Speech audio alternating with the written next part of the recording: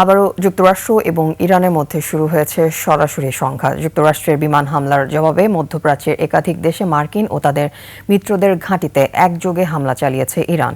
আর ইরানের তেল সমৃদ্ধ খুজেস্তান প্রদেশের মাহশাহারে একটি কৃষি পাম্পিং স্টেশনে মার্কিন প্রজেক্টাইল আঘাত এনেছে। এ সময় একজন ইরানি নিরাপত্তা কর্মী নিহত ও 4 জন আহত হয়েছে। এই হামলার বিষয়টি স্বীকার করেছে মার্কিন সেন্ট্রাল কমান্ড। রিপোর্ট তাফসির ফিজার।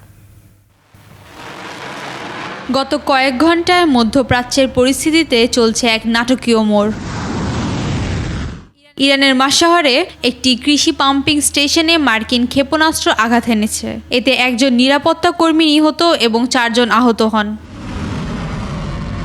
ইরান এটিকে আমেরিকান উস্কানিমূলক হামলা বলে দাবি করে এবং এর পাল্টা জবাবে বাহরাইন, কুয়েত, কাতার, ওমান এবং জর্ডানে হামলা চালায়।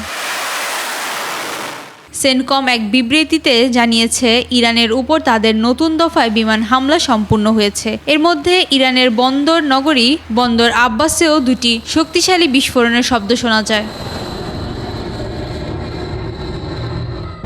ইরানের সামরিক বাহিনী এক বিবৃতিতে স্পষ্ট জানিয়ে দিয়েছে, জাতিসংঘের সনদ লঙ্ঘন করে মার্কিন এই আগ্রাসনের বিরুদ্ধে তারা তাদের সার্বভৌমত্ব রক্ষার শেষ লড়াই লড়বে। এদিকে পাল্টাপাল্টি হামলার প্রভাব পড়েছে বিশ্ব তেল বাজারেও। ব্যারেল প্রতি 3.75% ডলার থেকে বেড়ে দাঁড়িয়েছে 78.86 ডলারে। তাফসির ফিজা, একুশে টেলিভিশন।